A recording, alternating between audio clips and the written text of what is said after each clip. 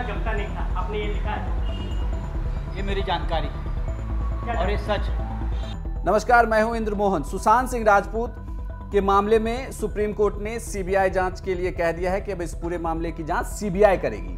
अगर आप इस पूरे मामले को देखें तो शिवसेना नेता संजय राउत ने कई ऐसे बयान दिए जिसके बाद सवाल भी उठे, बल्कि उन्होंने तो पारिवारिक तौर पर सुशांत सिंह राजपूत के पिता पर ही आरोप लगा दिया था, जिसके बाद ये भी कहा गया कि आखिर वो इस तरीके से बयान क्यों दे रहे हैं, जबकि उस पूरी बात में थोड़ी सी भी सत्यता नहीं थी। ऐसे में सवाल उठने लगा था कि जरूर क्या महाराष्ट्र सरकार कुछ छुपा रही है, महाराष्ट्र सरकार क्यों नहीं चाहती कि इस पूरे मामले की जांच ठीक ढंग से हो, आखिर रिया चक्रवर्ती को बचाने की कोशिश क्यों की जा रही है। तमाम तरीके के सवाल थे और अब जब सुप्रीम कोर्ट ने यह फैसला सुना दिया कि सीबीआई इस पूरे मामले की जांच करेगी तो संजय राउत फिर से मीडिया के सामने आए, लेकिन इस बार जितने भी सवाल उनसे पूछे जा रहे हैं हर सवाल का जवाब लगभग सेम है, और या यूं कहें कि वो सवालों से मुंह फेरते हुए ही नजर आ रहे हैं। लगभग 4 मिनट का यह वो मीडिया के सामने थे। आप इस पूरे 4 मिनट को सुनिए और देखिए कि किस तरीके से संजय राउत जो इस अभी तक पहले बोल रहे थे और अब जो संजय राउत बोल रहे हैं, इनके बॉडी लैंग्वेज में कितना फर्क है। देखिए, महाराष्ट्र राज्य एक ऐसा राज्य है जहाँ हमेशा कानून की व्यवस्था सबसे ऊपर, ये कानून का राज्य है। यहाँ सत्य और न्याय की जीत हमेशा होती है और यहाँ की पुलिस, यहाँ की न्याय व्यवस्था, यहाँ का शासन हमेशा ये देखते आया है कि कितनी भी छोटी व्यक्ति हो, बड़ी व्यक्ति हो, कानून से ऊपर कोई नहीं और सबको कानूनन अपना हक, अधिकार और न्याय मिलना चाहिए। ये महाराष्ट्र राज्य की परंपरा रही है, चाहे फिर शासन हो, प्रशासन हो, पुलिस हो और न्याय व्यवस्था। तो सरकार ने जितनी मांगे की थी, महाराष्ट्र सरकार ने सुप्रीम कोर्ट से जितनी मांगे की थी, वो केस को मुंबई में रखने से लेकर जांच को लेकर, पटना से मुंबई ट्रांसफर करने को लेकर, तमाम बातों को अलग करके सुप्रीम कोर्ट ने जो फैसला सुनाया है, तो आपको नहीं लगता? देखिए, आप सुप्रीम कोर्ट ने फैसला सुनाया है, अब उस लीगल प्रोसीडिंग के बारे में जो व्यक्ति सरकार में नहीं है उसने मत व्यक्त करना ठीक नहीं है। जो कानून के जानकार सरकार में बैठे हैं या मुंबई पुलिस के कमिश्नर है या हमारे एडवोकेट जनरल साहब हैं, वो इसके ऊपर बात कर सकते हैं। केंद्र के दबाव में राज्य सरकार हार गई। देखिए, अब सर्वोच्च न्यायालय ने निर्णय दिया है, तब राजनीतिक बात करना उचित नहीं। उस बारे में हमारे एडवोकेट जनरल साहब भी बात कर सकते हैं या डीजी साहब बात कर सकते हैं, मुंबई के कमिश्नर बात करेंगे।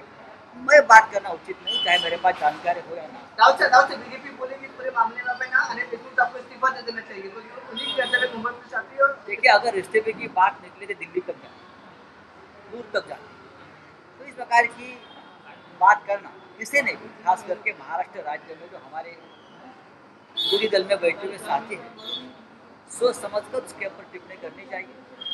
महाराष्ट्र राज्य का इस तरह से बदनामी करना ठीक नहीं है। हमारे राज्य का शासन, प्रशासन, गृह मंत्रालय, न्याय व्यवस्था हमेशा इस देश में सर्वोच्च पर रही। उद्धव ठाकरेंनी नेत्यांची बैठक बोलावली आहे अशी माहिती मिळते। माझ्याकडे माहिती मिळते। आपकी सरकार गंदी राजनीति की शिकार है क्या? ये आप ही बोल रहे हैं। इस मामले में तो हमेशा पहले दिन से राजनीति चलती रही, लेकिन अब मैं मानता हूँ सर्वोच्च न्यायालय ने अपना निर्णय फैसला दिया है।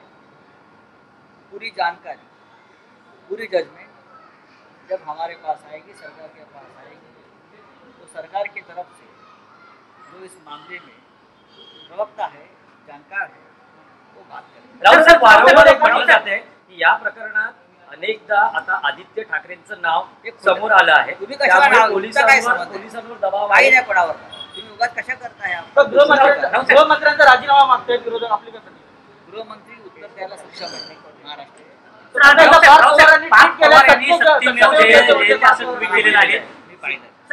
आदित्य ठाकरे वाले विषय पर क्योंकि बार बार उनकी बात की जा रही थी कि आदित्य ठाकरे का नाम, त्याचबरोबर हा सीबीआय कडे प्रकरण सोपवणं म्हणजे महाराष्ट्र सरकारचा पराभव झालेला आहे। विरोधकांचा कायदेशीर लढाईमध्ये असे निर्णय येत असतात।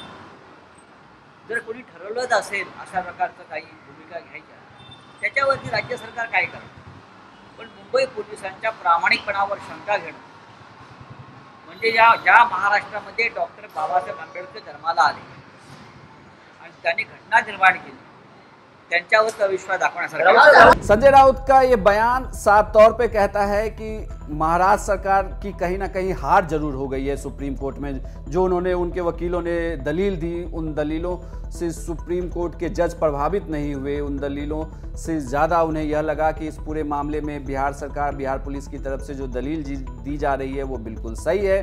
बल्कि उस FIR तक को सुप्रीम कोर्ट ने सही माना है और अब इस पूरे मामले की जांच CBI करेगी. तो अब देखना यह है कि महाराष्ट्र सरकार क्या फिर से अपील करती है सुप्रीम कोर्ट में, या वह CBI को जांच में पूरी तौर पे सहयोग करती है. तो इंतजार होगा जब महाराष्ट्र सरकार इस पूरे फैसले को पढ़ेगी और उसके बाद फिर मीडिया के सामने आकर अपनी प्रतिक्रिया देगी. उनके पिता से सुशांत सिंह राजपूत का जमता नहीं था, आपने ये लिखा है. ये मेरी जानकारी और ये सच. उनके फैमिली में क्या चल रहा था वो भी एक जांच का, वो बिहार में खास. कितने बार सुशांत अपने पिता को मिलने गया था पटना में. आप देखिए उतना आप प्यार, जो आपको शौक, हाँ सदमा, ये सब शब्द मैंने देखे हैं उनके. मुझे संवेदना है पिता के बारे में, लेकिन बहुत सी बातें ऐसी है जो सच आप सामने आएगा. इसी डर से कोई इस प्रकार से जांच को गुमराह करने की कोशिश क्या कोई कर रहा है? अगर है तो मुंबई पुलिस ये षड्यंत्र को